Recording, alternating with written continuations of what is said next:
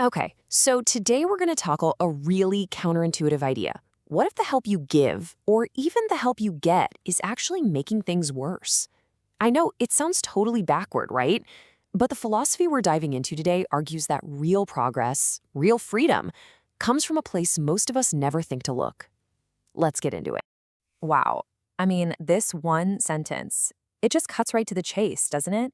It challenges one of our most basic human instincts to help and be helped. But according to this way of thinking, jumping in to give or receive help without a real reason, well, that's not kindness. That's you walking right into a trap. So, what exactly is this trap? Well, that brings us to our first big idea here, the poison of unearned help. We're going to unpack why assistance that isn't built on a solid foundation of effort can be so counterproductive, and maybe even a little bit destructive.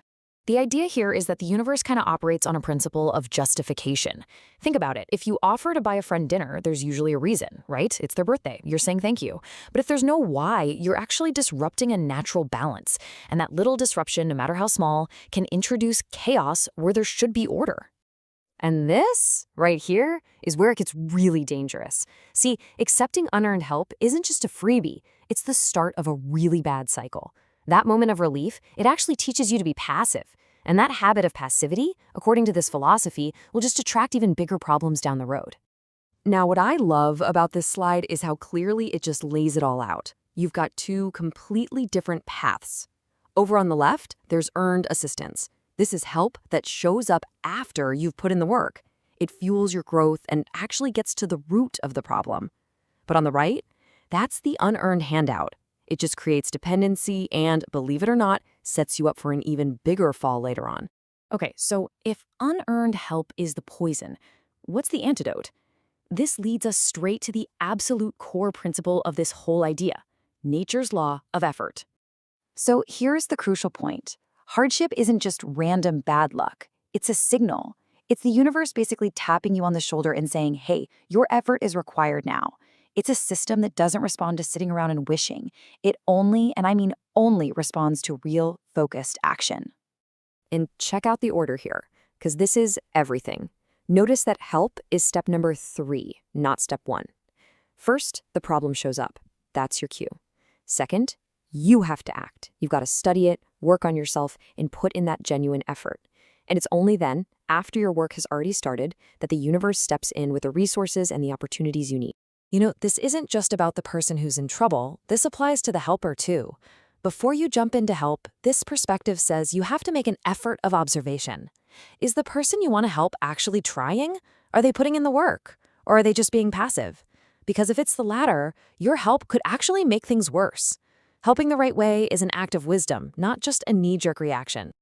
So far, we've been talking a lot about external actions, right? But this next idea argues that the real source of all our problems, well, it's somewhere else entirely. It's time to look inward. And this is the question that changes everything. Is your suffering really because of your job, or your money, or your family? Or is it just possible that we've been pointing the finger in the wrong direction this whole time? So from this viewpoint, any hardship you're facing on the outside is just a tool to get your attention.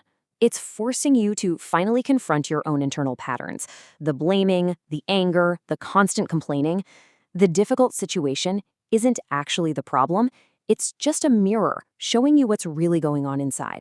And get this, the connection isn't some vague metaphor. It's presented as this incredibly direct, almost mechanical link between your inner world and your outer reality.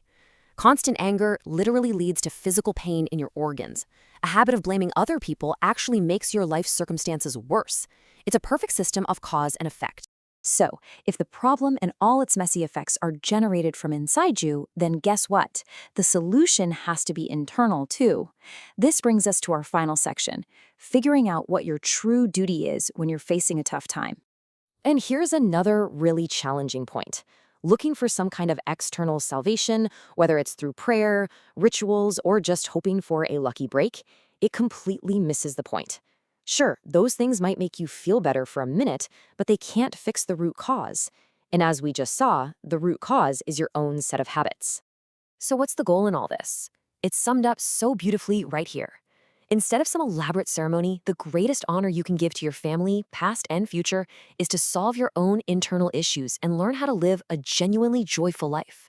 When you do that, you break these old generational cycles of suffering and become a beacon for everyone else. And the system that governs all this? It's ridiculously precise. The amount of suffering you experience is said to match your own negative actions perfectly, with an accuracy that doesn't miss by even a tenth of a millimeter. In this view, nothing is random. Everything is a direct consequence of your own inner state. So here it is, the playbook. The path forward is laid out so clearly. It's simple to understand, but man, it is incredibly hard to practice. The work is 100% internal. It's all about taking radical responsibility for yourself and dedicating yourself to your own improvement, trusting that as you change on the inside, your entire world will change on the outside. And that's what this all boils down to, right? It leaves us with this final and honestly the only question that really matters. The big takeaway here isn't just about refusing help or being careful when you give it.